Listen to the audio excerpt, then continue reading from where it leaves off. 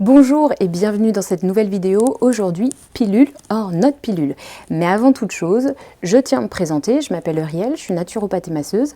Et en naturopathie, je suis spécialisée dans l'accompagnement des déséquilibres hormonaux féminins, du syndrome prémenstruel, de l'endométriose, du syndrome des ovaires polykystiques, de l'acné, etc. Aujourd'hui, donc, on aborde la pilule. Alors, je ne vais pas vous dire que la pilule, c'est tout bien, que la pilule, c'est tout mal, c'est ni tout blanc ni tout rose. En fait, il y a des avantages, des inconvénients, des effets et des risques sur la santé qu'il est important de connaître avant de se décider pour ce moyen de contraception, ou toute contraception hormonale, bien entendu. En fait, la contraception hormonale, c'est quoi? Eh bien, c'est le fait d'utiliser des hormones de synthèse, donc des hormones en fait qui sont pas naturelles, mais qui vont pouvoir bloquer la fertilité. Alors, il existe différents moyens de contraception, ils n'agissent pas tous de la même façon. Déjà, il faut savoir qu'en France, seulement 8% des femmes menstruées n'ont pas de moyens de contraception. Donc c'est très minoritaire les femmes qui ne prennent pas de moyens de contraception et surtout pas de contraception hormonale. Et parmi celles qui ont une contraception, eh bien 37% prennent la pilule, 25% portent un stérilet, que ce soit un stérilet au cuivre ou que ce soit un stérilet hormonal. Et donc ça veut dire quoi? Eh bien ça veut dire qu'au moins la moitié des femmes utilisent une contraception hormonale et n'a donc plus de cycle naturel.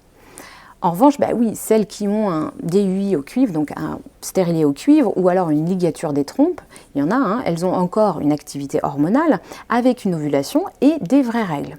Et dans ce cas, ça va vraiment être plus une contraception mécanique si vous voulez. Mais il y a quand même une différence entre les différentes contraceptions. Parce que 90% des pilules, elles sont œstroprogestatives. Ça veut dire quoi? Ça veut dire que le cycle, il est complètement mis en dormance. Il n'y a plus d'ovulation.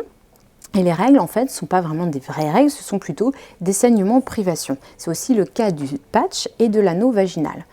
Et pour les progestatifs, donc qui sont minoritaires, qui représentent 10% des pilules seulement, et aussi de l'implant et du stérilet hormonal, de l'injection également qui est peu utilisée en France, eh bien l'ovulation n'est pas toujours stoppée. L'action, ça va plutôt être de limiter la fertilité de la glaire cervicale.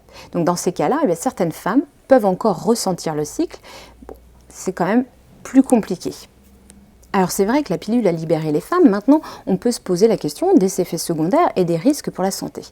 Alors les effets secondaires les plus courants déclarés par les femmes, ça va être la prise de poids, les maux de tête, les troubles de l'humeur, une baisse de la libido, des tensions dans la poitrine, de l'acné ou même des gênes digestives. Ce qu'on dit moins, et ça c'est quand même important, c'est que la pilule, elle induit souvent des carences nutritionnelles qui sont parfois importantes, et notamment en vitamines du groupe B, en vitamines C et E, en magnésium, sélénium, calcium et zinc. Et ces déficits, eh bien, ils peuvent aggraver d'un côté la sensibilité au stress, la dépression, notamment, oui, parce que eh bien, notre système nerveux, pour pouvoir bien fonctionner, il a besoin de ces vitamines, notamment les vitamines du groupe B, le magnésium.